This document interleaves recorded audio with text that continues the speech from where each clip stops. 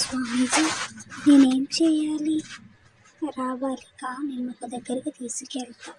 ఎక్కడికి స్వామి? నీకు పిల్లలు కావాలి అన్నావు కదా, నేను చెప్పినట్టు చెయ్యి.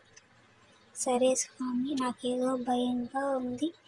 ఎటువంటి భయము వద్దు, నేనున్నానుగా. ఆ మాట అనగానే స్వామీజీ ఆ అమ్మాయిని రూమ్లోకి తీసుకెళ్ళాడు. రూమ్లోకి తీసుకెళ్ళి నేను చెప్పినట్టు చేయాలి. చెయ్యను అంటే పిల్లలు పుట్టరు. పాపం అమ్మ అమాయకురాలు కదా. సరే స్వామి అంటే బట్టలు మొత్తం తీసేయి. ఇదేంటి స్వామి అంటే మంత్రాలకి పిల్లలు పుట్టరమ్మా. ఇలాంటి పనులు చేస్తేనే పిల్లలు పుడతారు. మీకు పిల్లలు కావాలా వద్దా? కావాలి స్వామి అంటే నేను చెప్పినట్టు చెయ్యి అంటే ఆ స్వామీజీ ఏం చెప్తే అది అమ్మాయి చేసింది. బట్టలు తీయమంటే బట్టలు తీసింది. తను ఏం చేయమంటే అది చేసింది. రోజు ఇలానే నా దగ్గరకు రావాలి. 1 నెల రోజులు వస్తే నీకు పిల్లలు పుడతారు. ఇదేంటి స్వామి అంటే అది అంతే.